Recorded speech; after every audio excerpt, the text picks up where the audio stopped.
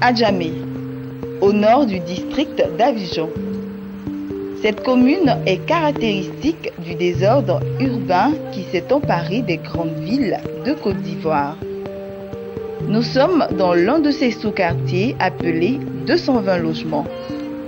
Ici, c'est la même image. Les trottoirs sont transformés en marchés à ciel ouvert. Le quartier est gagné par les gares spontanées, les encombrements, les occupations anarchiques des voies publiques, l'insalubrité et l'insécurité. 220 logements paye sans doute sa situation géographique. Il est devenu un hub de passagers en provenance des communes voisines telles Abobo, Yopougon, Atekoubé, Cocody et Plateau. Selon les statistiques issues du recensement général de la population de 2005, la commune d'Adjamé enregistre 2,5 millions d'habitants le jour et 300 000 la nuit. Ce désordre est silencieusement observé par ces tours. Les 5 tours jadis célèbres. Aujourd'hui, elles ne sont plus que l'ombre d'elles-mêmes. Harmattan, Alizé,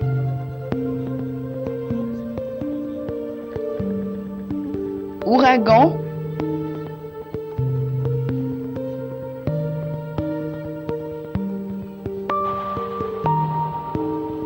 Sirocco,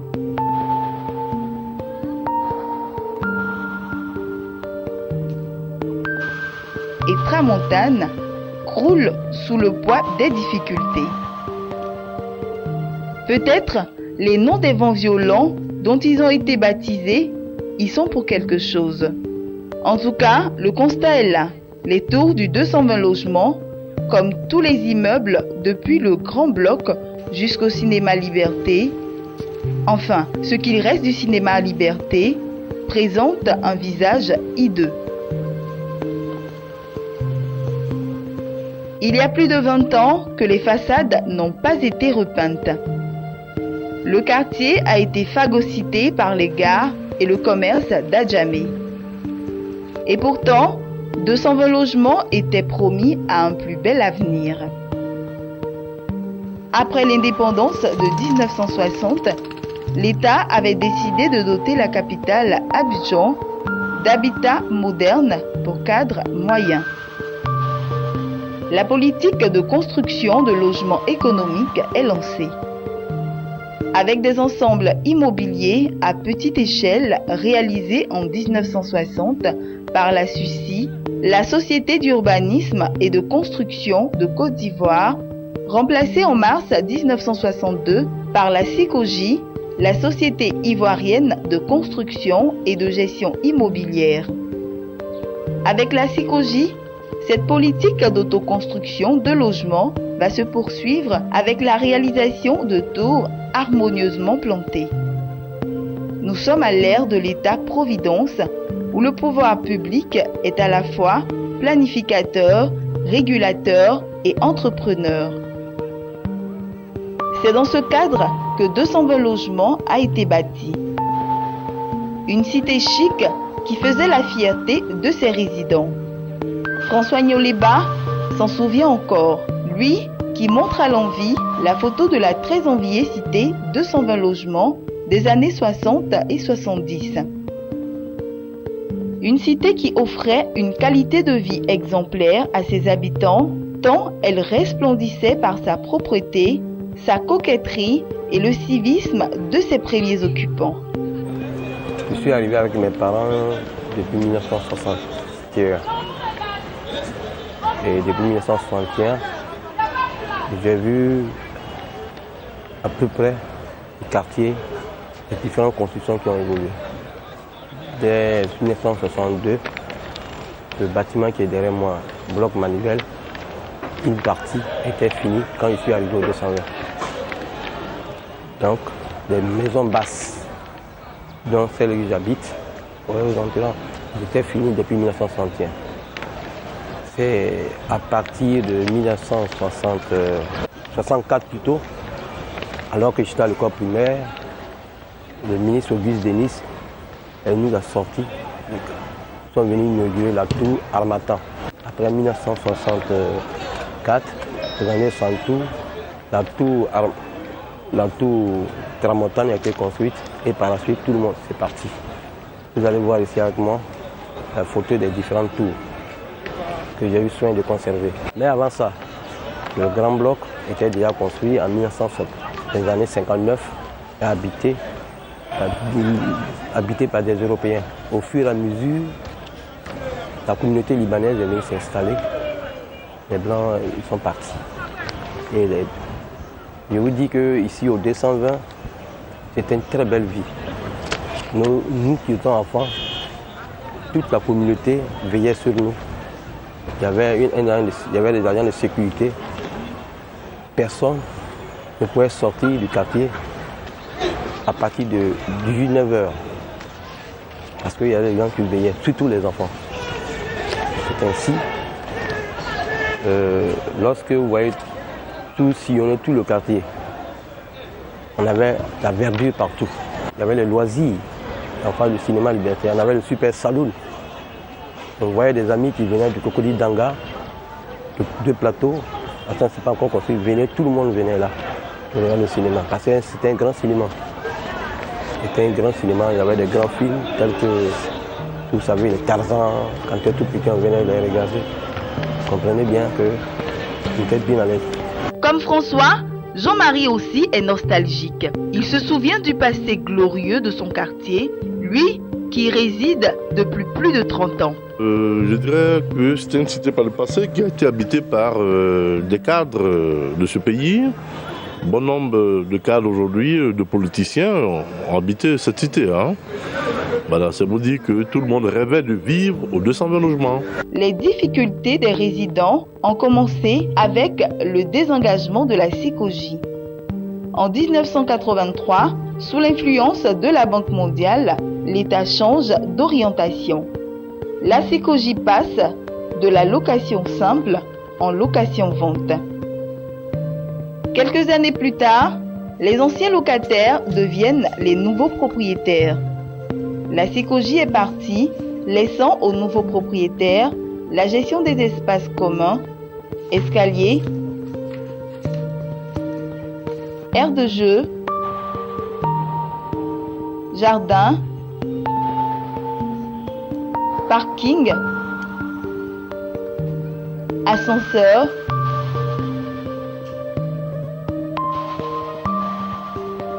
stationnement et cours intérieure. Très vite, ces derniers se sont organisés. Ils ont mis en place des syndicats de résidents pour gérer la copropriété. Chaque tour a son propre syndic. Le syndic de copropriété gère dans ses différents aspects financiers les parties communes et les équipements collectifs pour le compte de ses différents copropriétaires. Il assure l'entretien et la maintenance des locaux ainsi que les relations avec les fournisseurs. Pascal Boloublé est le président du syndic de la tour Tramontane. Doumbia Lassiné, lui, dirige celui de l'immeuble Harmattan. En fait, les deux tours partagent les mêmes problèmes. Il y a aussi le problème de la sécurité. Avant, il n'y avait pas de vigile sur nos tours, mais aujourd'hui, nous avons 2 vigiles. Un la journée, un la nuit. Pourquoi? Parce qu'on a des voisins, les enfants, il y en a qui n'ont jamais accédé à l'immeuble par curiosité, qui viennent. Il y a aussi des jeunes de 17 ans, 20 ans dans la découverte du sexe. Tard dans la nuit, ils rentrent là-bas, ils sont dans les marches. Et la vie occidentale a fait que quand tu vois les jeunes dans les escaliers, on ne peut rien leur dire parce qu'on s'est dit que bon, ils ne sont pas chez moi, donc ils ne me dérangent pas. Mais par contre, ils dérangent l'ensemble des résidents. C'est pour ça que nous avons mis un vigile la nuit, un vigile la journée, pour filtrer les entrées. Et même quelquefois, la journée, vous êtes là, chacun dans son appartement, mais ce qui se passe dans les couloirs, c'est insupportable. Il y a des voleurs. Quelqu'un peut libérer son appartement dans la période où l'appartement est libre, là, n'importe qui vient dormir dedans et il peut profiter pour voler. Donc aujourd'hui, nous, on a mis un peu d'ordre au niveau de la tour, mais il nous reste beaucoup à faire. Et ce beaucoup à faire, là, l'ascenseur. Si notre ascenseur est fait, maintenant le reste, pour que nous, en tant que propriétaires, parce que moi-même, je n'habite plus la tour. Je suis jusqu'à Cocody-Angré. Et avant, le syndic, c'était un mélange de propriétaires, de locataires, et il y avait du bruit. Et depuis 2012 qu'on a réformé ce syndic-là, et que c'est une affaire des propriétaires, il n'y a plus de bruit. L'immeuble est confronté d'abord, dans un premier temps, au problème d'irrigation, c'est-à-dire les caniveaux de l'écoulement de l'eau pluviale. Quand il pleut, les caniveaux se bouchent, et quand cela se bouche, vous allez constater au sous-sol, le sous-sol est inondé. Et donc, il faut utiliser les grands moyens pour déboucher d'abord ces caniveaux-là avant que l'eau ne parte. Donc, cela nous pose beaucoup de problèmes. Donc, la canalisation. Alors, donc, en plus de ça, le problème de l'ascenseur. Au départ, c'est la Sicogy qui s'occupait de l'ascenseur, l'entretien et tout. Mais comme maintenant la Sicogy s'est désengagée et nous sommes tous devenus propriétaires, alors la charge est revenue aux propriétaires. En ce moment, la charge de l'ascenseur pèse beaucoup sur nous. C'est ce qui fait que de temps en temps ça marche, de temps en temps on a un problème avec l'ascenseur. Face à toutes ces difficultés pour l'entretien des tours, les syndics ont recours à la participation financière des résidents, mais sans succès. Par rapport à l'ascenseur, le bureau a institué une cotisation qu'on appelle, qui compense un peu la charge qu'on payait sous la facture de Sicogy qui évalait à 5 000 francs quand la Sicogy était là. Sous la facture de loyer, en location simple, la charge c'était 5 000 francs. Donc, Sicogy est parti. Alors, au départ, on a commencé à payer les mêmes 5 000 francs, mais c'est arrivé à un moment où il y en a qui payaient, il y en a qui ne payaient pas. En Afrique, les syndics sont limités dans ce qu'ils font, par manque de moyens, et puis par défaut de communication aussi. Voilà. C'est pas toujours que les habitants comprennent le message, les différents messages que le syndic leur donne. Pour répondre aux besoins d'entretien des immeubles, les responsables de syndics font preuve d'imagination tout en comptant sur la chance. Bon, Dieu merci, aujourd'hui, depuis je ne sais pas quelle année, il y a la compagnie Green qui a mis son antenne sur notre tour. Il y a la compagnie Orange qui exploite notre espace publicitaire. Donc ces deux pourvoyeurs-là nous aident à maintenir notre tour dans l'état que vous voyez là. Donc il n'y a plus de cotisation venant des propriétaires, il n'y a plus de cotisation venant des locataires. Avant c'était difficile, ça honnêtement. Mais maintenant là, on ne fait plus de cotisation. Et une fois ces deux compagnies nous donnent quelque chose chaque année, on prend ce fonds pour payer notre personnel, pour assurer la maintenance, pour investir un peu. Il n'y a pas longtemps de cela, on a eu la chance d'avoir une société de téléphonie mobile qui a installé son antenne en haut sous le toit de notre immeuble, qui a fait vraiment un boom dans notre cœur parce que ça nous, par rapport au contrat qui nous lie à cette société, qui nous paye par an, et on a même calé notre paiement par rapport à ça. Et c'est ça qui nous soulage, qui fait que les 3 000 francs, on supporte ça un peu. Sinon, avant l'arrivée des causes, 3 000 francs étaient insignifiants. On n'arrivait pas, l'ascenseur n'était pas en marche, parce que 3 000 francs ne peuvent pas supporter les frais de l'ascenseur et puis la consommation de l'ascenseur. Donc à l'arrivée de cause, avec cette facture, donc on a relancé la masse de l'ascenseur. Le problème de la gestion de la copropriété interpelle le gouvernement. Le ministre de la Construction, de l'Urbanisme et du Logement a pris un décret censé le résoudre. Le ministre Sanogo Mamadou et ses collaborateurs ne manquent pas de présenter les enjeux du décret, Comme ici, lors de la rencontre avec les étudiants en gestion immobilière. Nous sommes en train de travailler sur la copropriété. Des décrets qui dataient effectivement des années coloniales ont été révisités. Nous avons reçu, il y a de cela une dizaine de jours, l'ensemble des maires. J'ai été heureux que tous les grands maires d'Abidjan étaient présents, passionnés, et ils nous disent qu'ils ont hâte qu'on déclenche le processus. Ce qui va se passer, c'est que tous les immeubles, nous allons d'abord remettre à jour la question de la copropriété. Les bâtiments vont être gérés par des syndics professionnels, formés. Le syndicat de copropriétaires lui-même, le syndicat lui-même est agréé, il est reconnu. Le conseil syndical, qui est composé de 3, 4, 5 personnes selon ce que le texte dit, n'a pas à s'immiscer dans la gestion quotidienne. C'est le syndic qui gère. Le conseil syndical ne fait que gérer, je veux dire, regarder la cotisation, coordonner les réunions dans le quartier, proposer les taux de cotisation en fonction des objectifs d'aménagement du cadre de vie. Une fois tout cela est fait, on laisse la gestion quotidienne au syndic, donc qui est animé par un professionnel. Un professionnel. En résumé, on ne fera plus n'importe quoi parce que c'est ma maison. Il y a un policier, il y a un petit maire du quartier qui régente le quartier et c'est auprès de lui qu'il faut prendre certaines autorisations pour occuper les espaces qui sont en commun. Mais il est là pour défendre les intérêts de tout le monde, donc il ne permettra pas à une personne, Pierre ou Paul, d'occuper cet espace qui n'apporte aucun intérêt aux autres. Donc il va plutôt défendre les intérêts de la communauté. Le nouveau décret sur la copropriété comme solution à l'insalubrité et à l'insécurité des cités. Encore faut-il que les syndics en soient informés. Nous avons vu l'appel à la télévision et moi je me suis rendu au ministère de la Construction. Quand j'ai vu le spot, je suis parti et j'ai rencontré le monsieur qui est chargé de ce domaine-là, un maître Kwame, qui nous a reçus et qui nous a expliqué l'objectif de ce décret.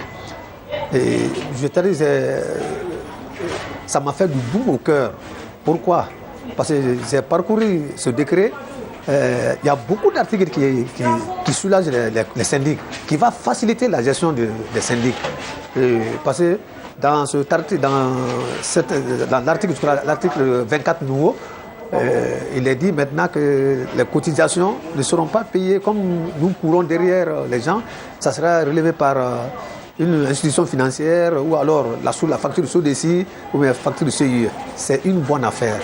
Voilà, parce que là, ça sera automatique. Il n'y aura plus de problème entre le syndic et les locataires et les propriétaires. Bon, on ne sait pas le contenu du décret. Si on sait le contenu du décret, en ce moment, on peut donner une appréciation.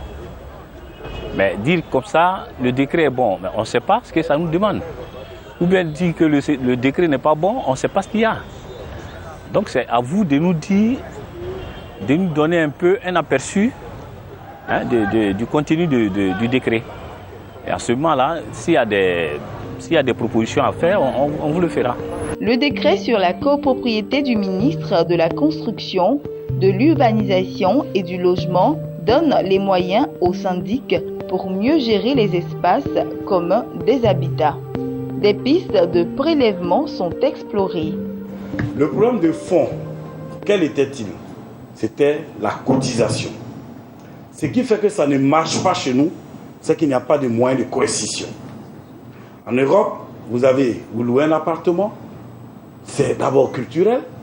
On est, depuis des siècles et des siècles, on sait que quand on vit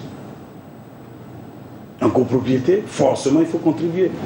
Nous avons appelé la CIE et la SODECI il y a exactement 10 jours. Les directeurs généraux de ces sociétés étaient donc présents. Le décret prévoit que lorsque le syndicat de copropriétaires va se réunir, le conseil syndical va proposer des moyens de prélèvement automatique.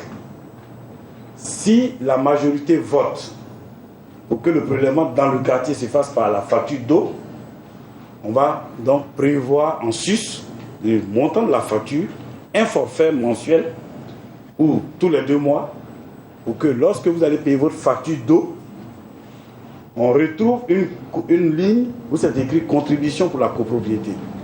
Et on vous coupe à la source.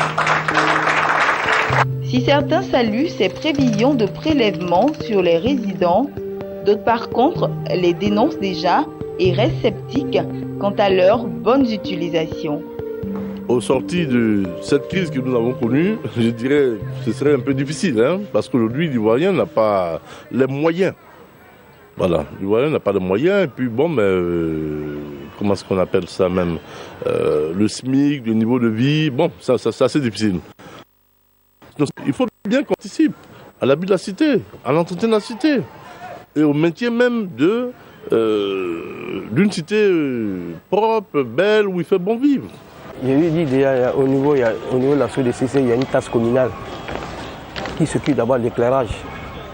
Ça, c'est la chose la plus facile. Une taxe communale qui veut dire que lorsqu'on interpelle la SODCC ou CIE pour l'assainissement, qu'il court pour venir déboucher les caniveaux. Ça, c'est la première des choses, parce que nous avons des factures sur lesquelles c'est marqué. Ça, au moins, ça, c'est un droit qu'on peut bénéficier de ça. Le reste, ça dépend maintenant comment s'unir avec les différents syndics pour voir. Mais trop de taxes nues. Déjà, on paye des taxes communales. Avec ça, on peut faire quelque chose. Au-delà des avis partagés quant aux ressources des syndics, le problème de la copropriété reste d'actualité. Si pour l'heure, la majorité de la population ivoirienne vit en milieu rural, l'urbanisation ne cesse de s'accélérer. Certains analystes estiment qu'en 2030, la majorité des Ivoiriens sera citadine. C'est maintenant qu'il faut penser en profondeur les différents modes de gestion du cadre de vie urbain.